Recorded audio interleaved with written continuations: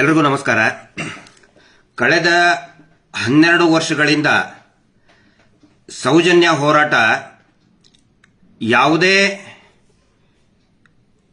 ಅಡ್ಡಿ ಆತಂಕ ಇಲ್ಲದೆ, ಕಾನೂನು ಸುವ್ಯವಸ್ಥೆಗೆ ಧಕ್ಕೆ ತರದೆ, ಶಾಂತಿಗೆ ಧಕ್ಕೆ ತರದೆ ನಿರಂತರವಾಗಿ ಮಹೇಶ್ ಶೆಟ್ಟಿ ತಿಮರೋಡಿ ಅವರು ಒಂದು ಕಾನೂನಿನ ಅಡಿಯಲ್ಲಿ ಈ ಹೋರಾಟವನ್ನು ನಡೆಸಿಕೊಂಡು ಬಂದಿದ್ದಾರೆ. ಆದರೆ ಕಳೆದ ಒಂದು ವಾರದಿಂದ ಆಗ್ತಾ ಇರುವಂತಹ ಬೆಳವಣಿಗೆ ನೋಡಿದರೆ ಇಡೀ ಹೋರಾಟಕ್ಕೆ ಹಿಂದೂ ಮುಸ್ಲಿಂ ಅನ್ನುವಂತಹ ಒಂದು ಬಣ್ಣ ಬೆಳೆದು ಇಡೀ ರಾಜ್ಯದಲ್ಲಿ ದಂಗೆಯನ್ನು ಎಬ್ಬಿಸಿ ಧರ್ಮಸ್ಥಳ ಶ್ರೀ ಕ್ಷೇತ್ರದಲ್ಲಿ, ಹಿಂದೂಗಳ ಪವಿತ್ರ ಧರ್ಮಸ್ಥಳ ಶ್ರೀ ಕ್ಷೇತ್ರದಲ್ಲಿ ನಡೆದಂತಹ ನೂರಾರು ಅತ್ಯಾಚಾರ ಕೊಲೆಗಳು, ಅದರ ವಿರುದ್ಧ ನಡೀತಾ ಇರುವಂತಹ ಪ್ರತಿಭಟನೆಯನ್ನ ಈ ಕೋಮು ದಂಗೆಗೆ ತಿರುಗಿಸುವಂತಹ ಪ್ರಯತ್ನ ಒಂದು ದೊಡ್ಡ ಷಡ್ಯಂತ್ರ ನಡೀತಾ ಇದೆ. ನಾನು ಇವತ್ತು ಈ ಕ್ಷಣದಲ್ಲಿ ಯಾಕೆ ಮಾತಾಡ್ತಾ ಇದ್ದೀನಿ ಅಂತ ಹೇಳಿದ್ರೆ, ಒಂದೊಂದು ಗಂಟೆಗೂ ಕೂಡ ಎಷ್ಟೊಂದು ಆತಂಕ ಸೃಷ್ಟಿ ಮಾಡ್ತಾ ಇದ್ದಾರೆ ಅಂತ ಹೇಳಿದ್ರೆ ನಿನ್ನೆಯ ಒಂದು ಬೆಳವಣಿಗೆನೇ ಸಾಕ್ಷಿ. ನಿನ್ನೆ ನಡುರಾತ್ರಿ ನಾನು ಮತ್ತು ಸಮೀರ್ ನಾವು ಮಾತಾಡಬೇಕಾದ್ರೆ ಪಾಪ ಅವರ ತಾಯಿ, ವಯಸ್ಸಾದಂತಹ ತಾಯಿ ಮತ್ತು ಈಗ ತಾನೇ ಮದುವೆ ಆದಂತಹ ಸಮೀರ್ ಅವರ ಅಕ್ಕ ಅವರು ಕೂಡ ಜೊತೆಗಿದ್ರು.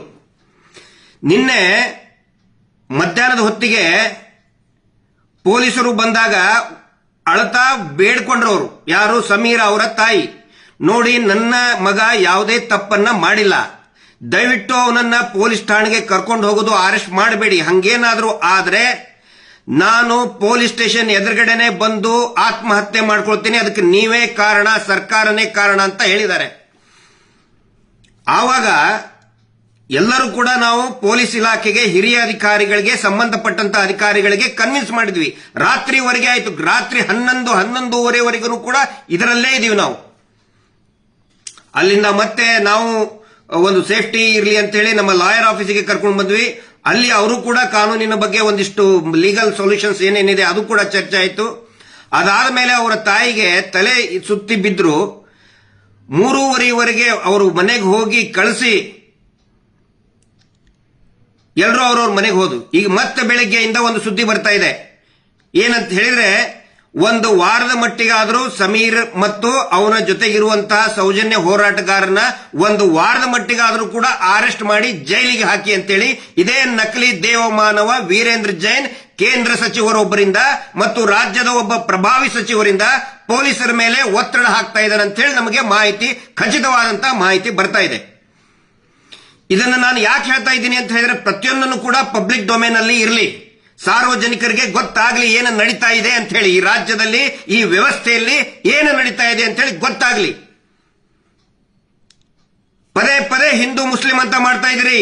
ಮಹೇಶ್ ಶೆಟ್ಟಿ ತಿಮರೋಡಿ ಅವರು ಇವತ್ತಿಗೂ ಕೂಡ ಅವರು ಯಾವಾಗಿಂತ ಅವ್ರಿಗೆ ಜ್ಞಾನ ಬಂದಿದೆ ಅವತ್ತಿನಿಂದನೂ ಇವತ್ತಿನವರೆಗೆ ಭಗವದ್ ಧ್ವಜವನ್ನ ಮನೆಯಲ್ಲಿಟ್ಟು ಪೂಜೆ ಮಾಡ್ತಾರೆ.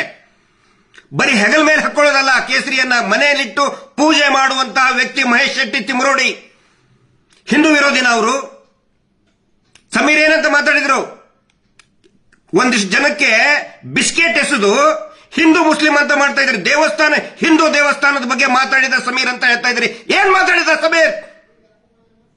ಹಿಂದೂ ದೇವಸ್ಥಾನ ಹಿಂದೂಗಳದ್ದೇ ಇರಬೇಕು ಅಂತ ಹೇಳಿದ, ಅವನು ಹಿಂದೂಗಳದ್ದು ಅಲ್ಲ ಅಂತ ಹೇಳಿಲ್ಲ. ನಾಚಿಕೆ ಆಗ್ಬೇಕು ನಿಮಗೆ. ಒಂದು ಅತ್ಯಾಚಾರ ಪ್ರಕರಣದಲ್ಲಿ ಒಂದು ಹೆಣ್ಣು ಮಕ್ಕಳಿಗೆ ಧ್ವನಿ ಎತ್ತದ ಇಂತ ಸಮೀರಿನ ಬಗ್ಗೆ ಹಿಂದೂ ಮುಸ್ಲಿಂ ಮಾಡ್ತಾ ಇದ್ದೀರಿ ನೀವು. ಶ್ಯಾಮ ನೀವು. ನಿಮಗೊಂದು ಪ್ರಶ್ನೆ ಕೇಳ್ತೀನಿ, ಒಂದೇ ಒಂದು ಪ್ರಶ್ನೆ.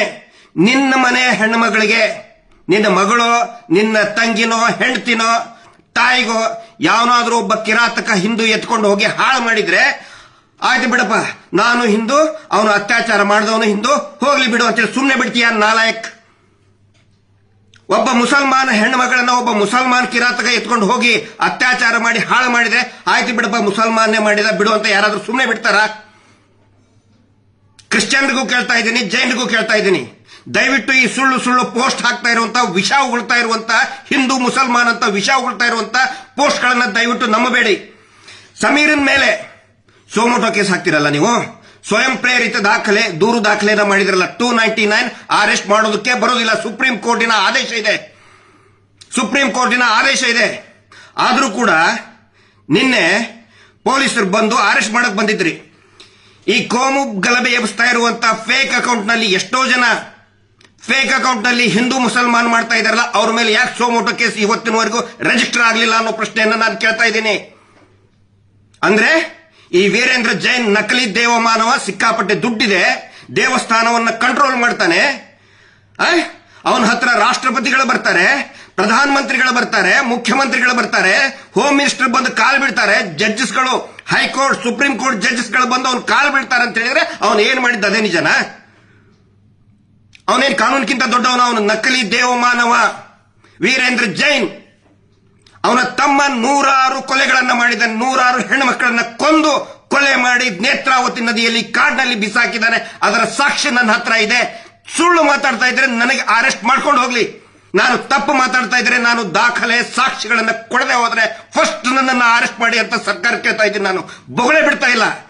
ಇಲ್ಲಿವರೆಗೆ ನಾವು ಹೇಳಿದ್ದು ಬರೀ 10%, 10%. ಇನ್ನೂ ಎಲ್ಲವೂ ಇದೆ, ಎಲ್ಲ ಇಟ್ಕೊಂಡು ಕೂತ್ಕೊಂಡಿದ್ದೀವಿ ನಾವು. ಸುಮ್ಮನೆ ಬೊಗಳೆ ಬಿಡ್ತಾ ಇಲ್ಲ. ಇಲ್ಲಿ ಸರ್ಕಾರ ಇವತ್ತು ನಮಗೆ ಹೇಳಿ ಆಯ್ತು ತೋರಿಸು ಅಂತ ಹೇಳಿ, ತೋರಿಸಲಿಲ್ಲ ಅಂದ್ರೆ ನಮಗೆ ಅರೆಸ್ಟ್ ಮಾಡ್ಕೊಂಡು ಹೋಗಿ. ನೀವು ವಾಸ್ತವವನ್ನೇ ಹೇಳ್ತಾ ಇದೀವಿ ಇಲ್ಲಿ. ಅದಕ್ಕೆ ಎಲ್ರಿಗೂ ನಾನು ವಿನಂತಿ ಮಾಡ್ಕೊಳ್ತಾ ಇದ್ದೀನಿ. ಸುಮಾರು ಜನ ಕಾಲ್ ಮಾಡ್ತಾ ಇದ್ದಾರೆ, ವಿಶೇಷವಾಗಿ ಯೂಟ್ಯೂಬರ್ಸ್ಗಳು ತುಂಬಾ ಒಂದು ಕಾಳಜಿಯಿಂದ ಒಂದು ಕಾಲ್ ಮಾಡ್ತಾ ಇದ್ದಾರೆ, ಸಿಗ್ತೀವಿ, ಭೇಟಿ ಆಗಬೇಕು ಅಂತ ಹೇಳ್ತಾ ಇದ್ದಾರೆ. ಎಲ್ಲರಿಗೂ ನನಗೆ ಮಾತಾಡಕ್ ಆಗ್ತಾ ಇಲ್ಲ. ಇನ್ನು ಸ್ವಲ್ಪ ಹೊತ್ತಿನಲ್ಲೇ ಸಮೀರ್ಗೆ ಬಳ್ಳಾರಿ ಕರ್ಕೊಂಡು ಹೋಗ್ಬೇಕು. ಇಲ್ಲಿ ನಮಗೆ ಮತ್ತೆ ಪೊಲೀಸರಿಗೆ ಯಾವುದೇ ಸಂಘರ್ಷ ಇಲ್ಲ. ಇವ್ರು ಏನ್ ಮಾಡ್ತಾ ಇದ್ದಾರೆ, ನಾವು ಪೊಲೀಸರ ಅಗೇನ್ಸ್ಟ್ ಮಾತಾಡಬೇಕು, ನಾವು ಆಂಟಿ ಪೊಲೀಸ್ ಅಂತ ತೋರಿಸಬೇಕು, ಆನಂತರ ನಾವು ಮೀಡಿಯಾ ವಿರುದ್ಧ ಮಾತಾಡಬೇಕು, ನಾವು ಮತ್ತೆ ಮೀಡಿಯಾ ಅಗೇನ್ಸ್ಟ್ ಅಂತ ತೋರಿಸಬೇಕು ಅನ್ನುವಂತಹ ಒಂದು ವಾತಾವರಣ ಸೃಷ್ಟಿ ಮಾಡ್ತಾ ಇದ್ದಾರೆ. ನಮಗೆ ಪೊಲೀಸರಿಗೆ ಯಾವುದೇ ಸಂಘರ್ಷ ಇಲ್ಲ. ನಮ್ಮ ಹೋರಾಟ ಪೊಲೀಸರ ವಿರುದ್ಧ ಇಲ್ಲ, ಅಥವಾ ಯಾವುದೇ ರಾಜಕೀಯ ಪಕ್ಷದ ಸಿದ್ಧಾಂತದ ವಿರುದ್ಧನೂ ಕೂಡ ಖಂಡಿತ ಇಲ್ಲ, ಮಾಧ್ಯಮಗಳ ವಿರುದ್ಧನೂ ಕೂಡ ಇಲ್ಲ. ಆದರೆ ಅನೇಕ ಜನ ಯೂಟ್ಯೂಬರ್ಸ್ಗಳು ಇವತ್ತು ಈ ಹೋರಾಟದ ಶಕ್ತಿಯಾಗಿ ಮುಂದೆ ನಿಂತ್ಕೊಂಡಿದ್ದಾರೆ. ಅವರೆಲ್ಲರಿಗೂ ನಾನು ಹೇಳ್ತಾ ಇದ್ದೀನಿ, ದಯವಿಟ್ಟು ಇನ್ನೂ ಹೆಚ್ಚಾಗಿ ಮಾತಾಡಿ, ಮತ್ತು ಪ್ರತಿಯೊಬ್ಬ ಜನಸಾಮಾನ್ಯನು ಕೂಡ ಮಾತಾಡಿ. ಇದು ಬರೀ ನಮ್ಮ ಪ್ರತಿಷ್ಠೆ ಅಲ್ಲ, ನಾವೇ ಮಾತಾಡ್ಬೇಕಂತಿಲ್ಲ, ನಾವೇ ಮಾತಾಡ್ತಾ ಇದೀವಿ. ದಯವಿಟ್ಟು ಇನ್ನು ಮೇಲೆ ಪ್ರತಿಯೊಬ್ಬ ಜನಸಾಮಾನ್ಯನು ಕೂಡ ಪ್ರಶ್ನೆ ಕೇಳಿ, ಈ ವ್ಯವಸ್ಥೆಗೆ ಕೇಳಿ. ಸಮೀರ್ ಮೇಲೆ ಸೆಕ್ಷನ್ 299 BNS ಅರೆಸ್ಟ್ ಮಾಡೋ ಹಂಗೆ ಇಲ್ಲ, ಆದರೂ ಕೂಡ ಬಂದ್ ಹೋಗಿ ಅಂತ ಇದ್ದಾರೆ. ನಾವು ಹೋಗ್ತೇವೆ. ಪೊಲೀಸರಿಗೆ ನಾನು ಮಾತು ಕೊಟ್ಟಿದ್ದೀನಿ, ಸಮೀರನ್ನು ನಾನು ಕರ್ಕೊಂಡು ಬಂದೇ ಬರ್ತೀನಿ. ಮತ್ತೆ ಪೊಲೀಸರು ಕೂಡ ತುಂಬಾ ಚೆನ್ನಾಗಿ ಸ್ಪಂದನೆ ಮಾಡಿದ್ದಾರೆ. ಅಲ್ಲಿ ಇರುವಂತ ಠಾಣಾಧಿಕಾರಿ ಇರ್ಬೋದು, ಬಳ್ಳಾರಿ ಅವರು ಇರ್ಬೋದು, ಹಿರಿಯ ಅಧಿಕಾರಿಗಳು ಇರ್ಬೋದು, ಮತ್ತು ಕರ್ಕೊಂಡು ಬಂದಂತ ನಿನ್ನೆ ನಮ್ಮ ಜೊತೆಗಿದ್ದಂತ ಎಲ್ಲಾ ಸ್ಟಾಫ್ಗಳು ಕೂಡ, ಬಳ್ಳಾರಿ ಪೊಲೀಸರು ಇರ್ಬೋದು, ಜಿಗಣಿ ಇರ್ಬೋದು, ಎಲ್ಲರೂ ಕೂಡ ಚೆನ್ನಾಗಿ ವರ್ತನೆ ಮಾಡಿದ್ದಾರೆ. ಆದ್ರೆ ನೋಡಿ, ಈ ಶೀನಪ್ಪ ಅನ್ನುವಂತ ವ್ಯಕ್ತಿ ಎಲ್ಲಾ ಯೂಟ್ಯೂಬರ್ಸ್ಗಳಿಗೂ ಕೂಡ ನೋಟಿಸ್ ಕೊಟ್ಟು ಬ್ಲಾಕ್ ಮಾಡಿಸಿದ.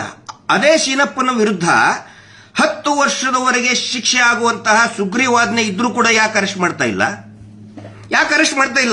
ಯಾಕೆ ಅವನು ಕರ್ಸ್ಕೊಳ್ಳಿಲ್ಲ ಪೊಲೀಸ್ ಸ್ಟೇಷನ್ಗೆ?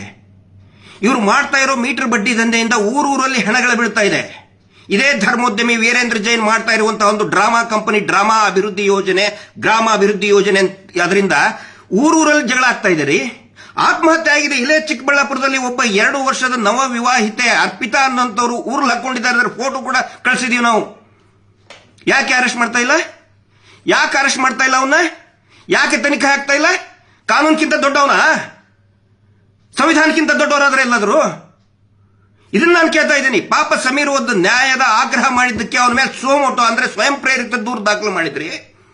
ಸುಗ್ರೀವಾಜ್ಞೆಯಲ್ಲಿ 11-12 ಜನ ಹೆಣ್ಮಕ್ಳು ಕಂಪ್ಲೇಂಟ್ ಕೊಟ್ಟರು ಆ ಚೀನಪ್ಪನ ಮೇಲೆ, ಅನಿಲ್ ಕುಮಾರ್ ಮೇಲೆ, ಮೀಟರ್ ಬಡ್ಡಿ ದಂಧೆ ಮಾಡ್ತಿರೋಂತ ಅನಿಲ್ ಕುಮಾರ್ ಮೇಲೆ ಯಾಕೆ ಅರೆಸ್ಟ್ ಮಾಡಿಲ್ಲ? ಆ ಪ್ರಶ್ನೆ ನಾವು ಕೇಳ್ತಾ ಇದ್ದೀವಿ.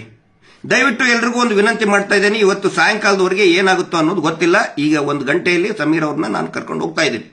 ಏನೇನು ಪ್ರಿಕಾಷನ್ ತಗೋಬೇಕು ಅದೆಲ್ಲಾ ಪ್ರಿಕಾಷನ್ಗಳನ್ನ, ಕಾನೂನಿನ ಪ್ರಿಕಾಷನ್ಗಳನ್ನ ನಾವು ತಗೊಳ್ತೀವಿ.